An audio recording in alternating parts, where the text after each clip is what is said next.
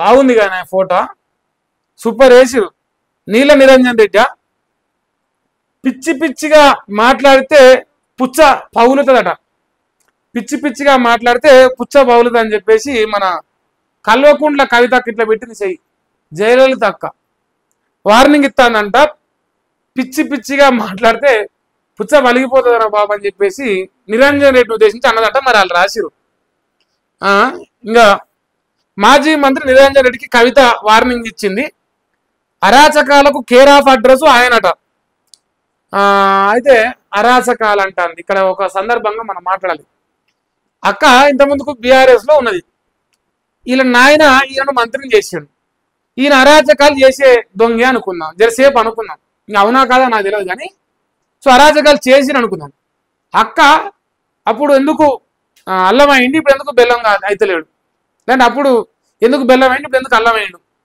సమాధానం ప్రజలు అడుగుతున్నారు. అక్క నువ్వు ఎవరెవరిపైన అయితే ఆరోపణలు చేస్తున్నావు, హరీష్ రావు కావచ్చు, జగదీష్ రెడ్డి కావచ్చు, గమన్న కౌశిక్ రెడ్డి అట్టుంది, ఇప్పుడు ఈయన, సో ఎవరెవరైతే టార్గెట్ చేసి నువ్వు మాట్లాడుతున్నావో వాళ్ళందరూ అవినీతి పరులే, వాళ్ళందరూ దద్దమ్మలే అనుకుందాం. మరి నాయన మెడబట్టి ఎలగొట్టినాకనే గుర్తుకొచ్చిందా? ముందెందుకు గుర్తు రాలేదు? ప్రజల లోపల ఉన్న ప్రశ్నలు అడుగుతున్నాం. ముందే గుర్తుకొస్తే మనం మాట్లాడే దాంట్లో నిజం ఉంది అని ప్రజలు అనుకోవడానికి ఒక అవకాశం ఉంటుండే. కానీ ముందు మనం మాట్లాడలే, చివరికి వచ్చినాక మాట్లాడతానికి ప్రజలకు నమ్మకం పోతుంది మన పైన. సో అది అక్క గమనించాల్సిన అవసరం కనిపిస్తున్నది.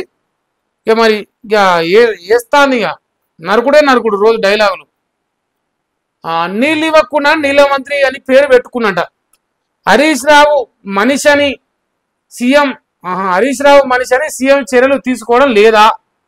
ఇవన్నీ పెద్దసారికి తెలియకుండా హరీష్ అడ్డుపడుతున్న కవిత కృష్ణానది కబ్జా చేసి ఫామ్ హౌస్ కట్టుకున్నని చెప్పేసి అంటుంది. మహబూబ్ నగర్ పోయింది అక్క, నిరంజన్ రెడ్డి పైన ఎలా పడ్డది. ఇంకా రోజు ఒకరి పైన పడుతుంది బీఆర్ఎస్ పైన. అక్క టార్గెట్ ప్రజలకు మేలు చేయడమా తెలుసుకోవాలి. ప్రజలకు మేలు చేయడమా లేదంటే బీఆర్ఎస్ పార్టీ నాయకులు టార్గెట్ చేయడమా? ఏదో ఒకటి క్లారిటీ. ఇంకోటి నువ్వు చేసేది రాజకీయమా ప్రతీకార చర్యమా? బీఆర్ఎస్ పార్టీ పైన పగతోని నువ్వు రాజకీయం చేసినట్టుగా బిహేవ్ చేస్తున్నావా, లేదు ప్రజలకు మేలు చేయడానికి ఏమైనా రాజకీయం చేస్తున్నావా? ప్రజలకు ఇచ్చిన కాంగ్రెస్ పార్టీ గ్యారెంటీలు అమలు చేయడానికి ఏమైనా ప్రయత్నం చేస్తున్నావా, లేదు బీఆర్ఎస్ నాయకులు తిరగడానికే పని చేస్తున్నావా? ఇది నువ్వు ఏదో యాత్రనో ఏదో అంటానో కదా. అందుకే అందులో ఒక క్లారిటీ ఇవ్వాలి. అసలు మనం ఏం చేయడానికి దిగినాం అనేది ప్రజలకు కూడా తెలియాల్సిన అవసరం ఉందనుకుంటున్నాను నేను. సో అక్క చెప్తుందా చెప్పదా మనకు తెలియదా? ఇంకా ఇంకేమంటుంది, ఇవన్నీ పెద్దసారికి మరి అలాగే కట్ట తెలియకుండా హరీష్ రావు అడ్డుపడుతున్నట. అందరూ లంగలే. కేసీఆర్ వెనక ఉన్న హరీష్ రావు, జగదీష్ రెడ్డి, నిరంజన్ రెడ్డి, బీఆర్ఎస్ నాయకులు, బీఆర్ఎస్ అందరు దొంగలు, అందరు లంగలే. వాళ్ళ నాయన మంచోడు, వాళ్ళ అన్న మంచోడు అంతే. ఎందుకంటే అన్న నాయన లోకం చూడనట్టుంది, దేకనట్టుంది. మళ్ళా రోడ్ల మీదకి పోతే నాయన మొక్కం అన్న మొక్కం లేకపోతే దేకనట్టుంది. కాబట్టి ఇప్పుడు అందరినీ అంటలేదు అంతే, మిగతా అందరిని అంటుంది. ఏం రాజకీయము ఇది, ఎక్కడ రాజకీయము ఎందుకో. ఇప్పుడు వీళ్ళకు స్టఫ్ దొరుకుతుంది రోజు అక్క వల్ల. ఇంకా రేపు పొద్దుగాల మెయిన్ పేపర్ ఈ న్యూస్. ఒక్క నిమిషం ఆగరా, ఈయన కూడా రాసేడు. సెకండ్ పేజీలోనే ఉందా. కల్వకుంట్ల కవితక రోజులకు స్టఫ్ ఇస్తుంది అంతే. ఇంకా నాకు తెలిసినది అదే, అదే ప్రోగ్రామ్ కోసమే పనిచేస్తుంది తప్ప ప్రజల కోసం ఏం పనిచేస్తలేదు.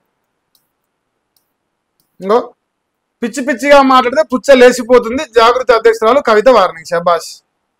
ఇదంతా కేసీఆర్ కు యాంటీగా పనిచేసే పేపర్లు, యాంటీగా పనిచేసే ఛానళ్ళు, వీళ్ళ దాంట్లోనే వస్తుంది అక్క వార్త. ఎక్కడా కూడా బీఆర్ఎస్ పేపర్లల్లో, బీఆర్ఎస్ అనుకూల మీడియాలో రాదు. మరి వీళ్ళే ఎందుకు రాస్తున్నారు?